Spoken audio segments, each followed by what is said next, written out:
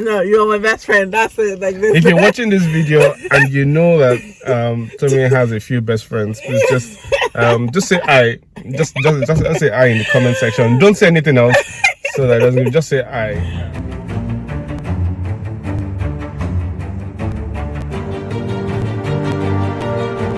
Hey guys, welcome back to my channel. My name is Tommy Daniels. I film about faith, lifestyle, relationships, marriage, travel, property, everything. Thank you so much for watching this video or stopping by today. It's so good to have you here. Today in this very short video, this is like conversations. I've actually aired a YouTube. I think her name is Bemi. She I don't know if she still does it, but she used to have like something she called conversations, so conversations in the car, and I guess this is one of such. But this is going to be quite a short video, and it's a conversation we're having in the car. I say we because I've got a hello. That's my husband. If this is your first time here, Seyi Daniels.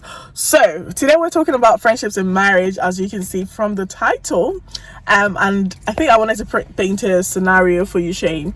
So do you want me to close that a bit? So if you were, let me just close the window so got some noise. Yeah, so Seyi, if you had a friend that you've been friends with since childhood, for instance, and say when we got married, I now said, oh, I wasn't comfortable with this friend, but this is someone that you've known for such a long time, and you've gone through like really like a lot of stuff together. Maybe I'm telling, maybe my reason for that is, oh, I don't think the person is, maybe I don't agree with their lifestyle, for instance, something like that. But maybe from your own perspective, you're thinking this person has helped me, like when I was like in my lowest points, is grown with me. Fair enough, maybe you've changed now, you've become a new person, but obviously just because of the history that there is, it's still your friend, like, because there's still things, maybe there are still aspects of life that both of you can still agree on, and I guess see eye to eye on, and have the same views or values, share the same values in some areas. And then I'm saying I don't want this friendship. How would you feel about that? How would I feel about that? Yeah, what would you say about that if I told you that? So simple answer would be I wouldn't feel happy about that. And that basically, yeah, I wouldn't feel good about that. But because I understand what a friend is, and if we don't agree on, some fundamental values, then they're probably not my friends in the first place. Okay, but that's why I said this is your childhood friend. So obviously both of you have grown. Say you've given your life to Christ along the way, but say in business, for instance, they're still like, when it comes to business, they're still like on it. Like they have really good ideas, like they're very good at implementation strategy, stuff like that. Like, so those are things that maybe you guys can really bounce off each other on, and maybe just also general, like, yeah, stuff like that. And then also the fact that maybe you've helped each other in the past, they saw you through like a really difficult situation. So are you saying that because you've now become a Christian, you can't be friends with them? Yeah, in that way. I'm not going to be friends with them if we don't share some values. I mean, the fact that I know someone doesn't make me the person's friend. We could be acquaintances, yeah, but it could be ex-friends too. Ex-friends. Yeah, okay. because not ex-friends. No, because the truth is, how many friends do you need as a person? And can two work together except they agree? So if we don't agree on fundamental values, then we can't be friends. However, we can have a chat, we can have coffee together, we can go for a meal, but we can still help each other. Yeah, we can help each other, but that doesn't make me a friend, because the principle is the same way I would relate with a stranger, or I'll relate with an unbeliever, that I'll relate with this person, but not as a friend. Okay, but let's not divert. Okay, but I think the what I wanted to, like, the scenario I was painting is more about friendships and marriage. I know that like some people struggle with this in the sense that, oh, my spouse likes as a friend, I don't like the person, and thinking your spouse has no say about it because maybe you're even with your spouse before them, or even if you're not with your spouse before them, maybe you just think it's just my friend. I don't agree with your reason. Sometimes I think where it even gets worse is when someone is saying, or maybe your wife, maybe me, for instance, I'm saying I don't like this friend. I can't say why, but I just don't like. There's something about them that I just don't vibe with. Because it's all vibes now, isn't it? No, but like there's something about them I just don't vibe with. I just don't. Maybe you call it intuition. Maybe it's the Holy Spirit. But I can't. Like, it's not like I can give you a definite reason and say because of this. In that case, would you still say? So the challenge is, first, I'm a very logical person. So for you to give me a recommendation about friendship and say, oh, you just don't feel is right, I need to know why. But you said I don't have why. That's just so, and this has and- actually happened. And if it's the Holy Spirit, I also have the Holy Spirit. There was someone later on. Obviously, we saw like things that the person did, but there was someone that you were getting chummy with, and then there was even looking like potential business. Do you remember the person? Yeah. They're looking like potential business, and then and I was like, I don't know, like I'm not comfortable with you being close to this person. Like just keep it at what it is. Like the relationship that it is. Like there's no this wanting to go into business with the person. I don't like. It's not something I'm comfortable with. At this point, the person hadn't really done anything for me to say like, oh, this is why. But then few years down the line, series of events happen, and then you see like the true character of the person came out. But then in that situation, like if you didn't listen, like if you still felt like I don't get like no, like this is all about the business and money or whatever, and this is you could have paid the price for it, and it could have been a different story today. So I think it's a different ballgame when someone doesn't listen to a voice of reasoning. So if you come up to say, oh, you don't feel good about this person, yeah, I would wait, I'll see how I feel in my spirit about it, and then I could let it go, because like in this case, I did let it go. And I also know that I think... No, but you're saying you're logical, as though if I cannot give you ABC. So if you can't give me ABC, then I need to wait by myself and see, what is this person saying? Is there any sense in it?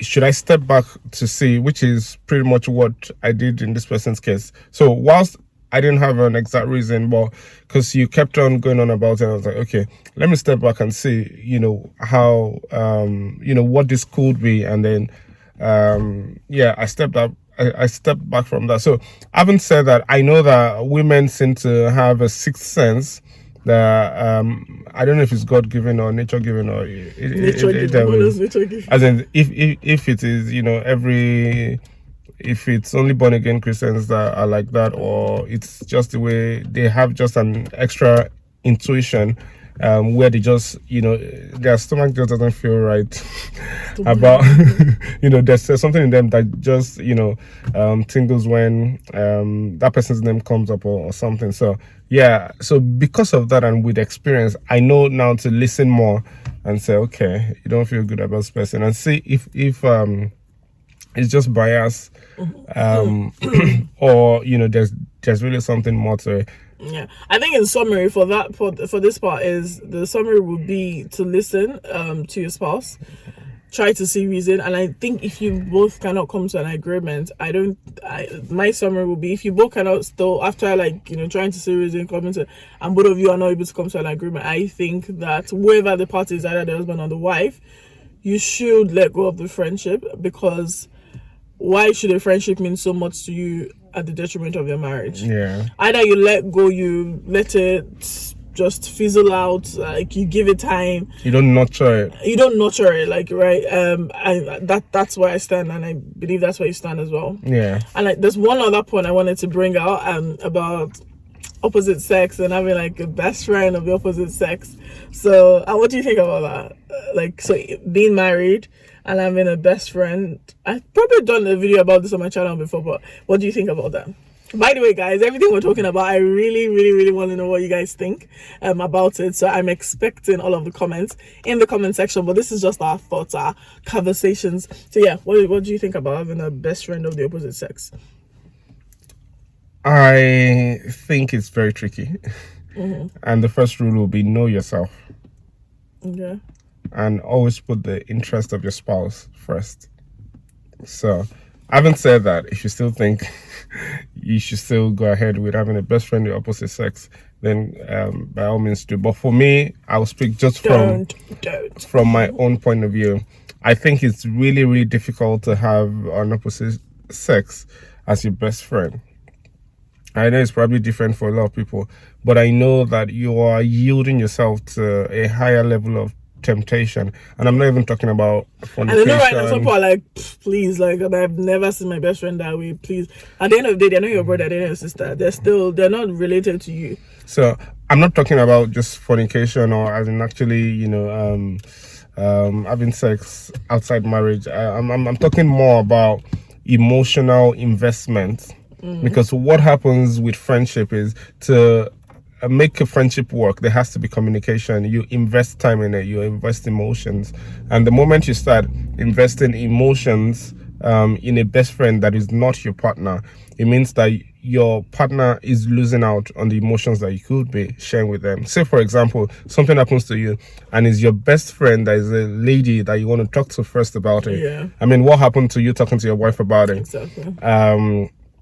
And then just because this other person is opposite sex and we're assuming that, is a situation of Adam and Eve, not Adam and Steve, emotions can, begin to grow. And it's not just even what you are thinking, it could be the other person. So you might be strong enough, but question is, the other person. And really, your best friend should be your spouse. So am I your best friend? Yes. Without a shadow of doubt, but you seem to... No, you're my best friend. That's it. Like this. If you're watching this video and you know that Tommy has a few best friends, please just say I. Just say I in the comment section. Don't say anything else. So that doesn't just say I. Shay, you're my number one best friend. Let's put it that way. You're my number one best friend. By the time you start putting like all my other best friends. Shout out to you guys. Oh yeah. So if you're one of those best friends too, you can say I. but I think I agree. Like for the life of me, I can't understand it. Whether or not this person has been your best friend before you got married or since you got married, I think that's the role that your wife or husband should now play. I'm not saying that you cannot have friends in marriage. That's absolutely not what we're saying. You should have friends. You need friends. Like it's not just your spouse. You do need friends. But to now say best friend, like, so this is the person, because what happens when today you're having a disagreement with your husband, they just happen to call you, they just happen to be around, and then you're now venting, and they're like, oh, I understand. That's my show. Exactly. It's okay, let me just make you something, something small to eat. And then they just, at that point, like, you're in a vulnerable state, right? So anyway, so many things can happen, so many things can go wrong. But I would like to hear from you. Are you married and you have an opposite sex as a best friend? How is that working? What does your spouse think about it? Are they really comfortable with it, or do they pretend to be comfortable with it? I really want to know. Resigned to fate that that this is just the way it is. Or the first scenario, where we said having a friendship that your spouse is not comfortable with, so not even best friend, just a friendship at all that your spouse is not comfortable with. Has that ever happened? What happened in that situation, or is that still ongoing? What did you do about it? Really want to hear from you in the comment section. You do want to say something? I want to say that we do understand that some marriages are not what they are supposed to be. And you could have that as an excuse to say, oh, that's why I've got a best friend as an opposite sex. But truth is, whatever you're looking for in the opposite sex, you can find it in same sex. And I think there's safety in that. Look for a brother if you're a guy. If you're a lady, look for a sister that can agree with you. You can confide in that you can confide in. Which is another topic for another day. Should you have a best friend other than your spouse? Yeah. Whether same sex or not. Interesting. I'd like to think about that. We'll come back to it. Yeah. All right. Thank you so much for watching. I'm Tommy Daniels. This is Seyi Daniels. Remember to like, subscribe, comment, share. Bye, guys.